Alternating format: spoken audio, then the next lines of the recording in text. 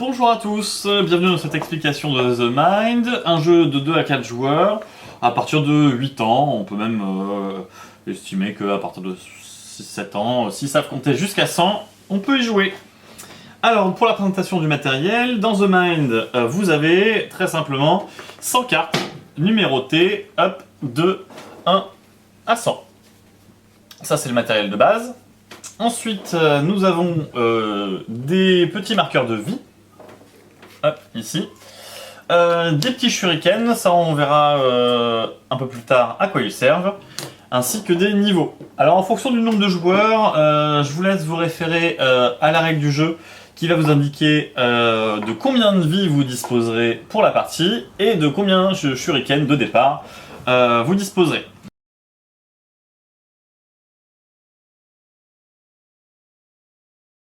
Le but du jeu, donc c'est un jeu de coopération, et vous allez tous devoir collectivement aller jusqu'au niveau le plus avancé possible de la partie. En fonction du nombre de joueurs, le niveau maximal sera différent. Ici donc pour la partie à 2 joueurs, nous aurons les 12 niveaux à accomplir. Comment cela se passe pour la distribution du matériel? Très simplement, lors du niveau 1, vous aurez tous une carte en main, niveau 2, vous aurez tous 2 cartes en main, etc., etc. Là, nous sommes niveau 1, on va distribuer aléatoirement, après avoir mélangé les cartes, une carte à chaque joueur.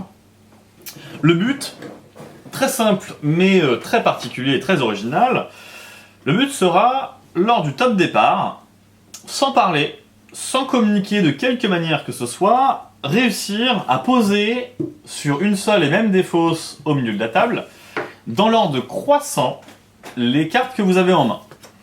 Je donne un exemple. Si Florian a une carte très élevée, 80-90, et que moi j'ai une carte relativement faible, 10 ou 12, eh bien, on va essayer, sans communiquer, d'essayer d'abattre nos cartes, moi avant, et lui ensuite. Si vous êtes 4, vous imaginez bien que ce sera peut-être un peu plus compliqué.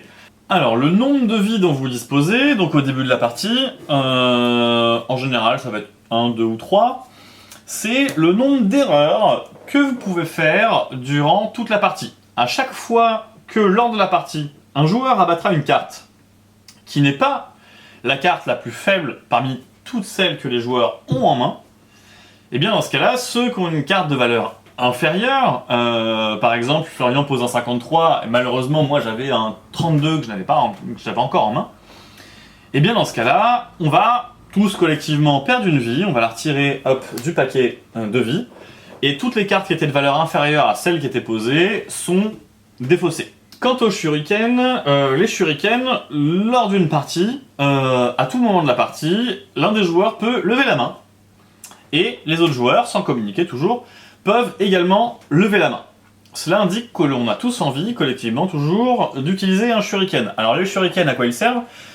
Lorsqu'un shuriken est utilisé, même chose, on le prend, hop, on le retire du milieu de la table, et on va tous abattre notre carte la plus faible de notre main, et la défausser. Donc la laisser face visible pour donner une indication aux autres joueurs. Ça va nous aider en fait à supprimer les cartes de notre main, et à pouvoir, si possible, atteindre la fin du niveau en cours. Alors, si le jeu vous semble un petit peu difficile, vous n'arrivez pas vraiment à cerner exactement comment ça va se jouer autour de la table, premièrement, n'hésitez pas, si vous le souhaitez, à compter dans votre tête. C'est-à-dire essayer d'avoir une rythmique collective, d'essayer d'incrémenter les chiffres, et d'essayer de poser donc les cartes dans l'ordre, potentiellement. Dans la règle, ce n'est pas indiqué, mais potentiellement le non-verbal peut rentrer en jeu. Par exemple, si j'ai un 99 dans la main, je peux tout à fait, si vous en avez envie, n'hésitez pas à lever les yeux au ciel, être un peu en retrait, croiser les bras et indiquer aux autres joueurs que de toute façon, vous n'allez pas jouer tout de suite. Voilà, on est dans le non-verbal, mais ça peut être autorisé si le jeu vous semble difficile, sans du tout parler ni communiquer autrement. Donc nous allons tout simplement démarrer une partie à 2 joueurs et vous montrer un petit peu comment ça se passe. T'es prêt? Je suis prêt.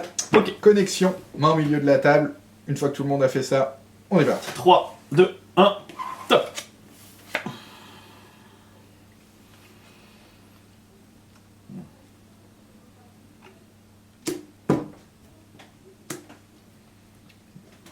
Là, c'était quand même relativement simple pour moi. J'avais un 17, c'est une carte relativement faible. Je l'ai posé assez tôt. Florian avait juste à suivre. Une fois que c'est fait, hop, on prend toutes les cartes. On les remélange. Le niveau a été passé, on passe au niveau suivant. À la fin de chaque niveau, vous allez avoir une petite indication du gain obtenu si vous franchissez ce niveau. Parfois, c'est un shuriken supplémentaire pour vous. Parfois, vous allez acquérir hop, une nouvelle vie. Là, on voit la fin du niveau 3. Si je l'ai franchi, vous avez tous une nouvelle vie. On va essayer hop, une deuxième petite manche tous les deux. Donc 2 cartes chacun parce qu'on est au niveau 2.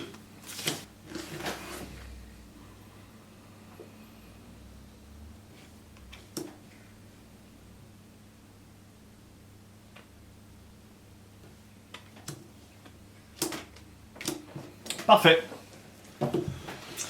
Donc là, même chose, hop, on a franchi le niveau 2, on va tous gagner, hop, un shuriken. On mélange les cartes, on les redistribue. On va donc passer maintenant au niveau 3. Au niveau 3, 3 cartes chacun. Si on franchit le niveau 3, on aura tous donc une vie supplémentaire. Connexion. 3, 2, 1, c'est parti. Ah, première erreur. Regarde. Première erreur. Donc là, moi j'avais un 9, Florian a posé un 10, c'est une erreur. Donc moi je défausse ma carte qui était donc inférieure à celle qu'il a posée. Elle a retiré du jeu, on perd une vie. Et on continue. Moi évidemment, j'ai le 11, je vais le jouer directement. Il me reste une carte en main. Pour l'exemple, je vais faire un appel au shuriken. Tout le monde est d'accord. Je lève la main. On dépense un shuriken. Et on va se défausser de notre carte de la plus petite valeur. J'avais plus qu'une carte en main, elle est défaussée. Thibaut n'a plus de carte. Je joue ma dernière carte. On a franchi le niveau 3. Le niveau 3. Et voilà, on continue jusqu'au niveau final. Il nous reste à vous souhaiter un bon jeu. Merci à vous et bon séjour dans votre gîte.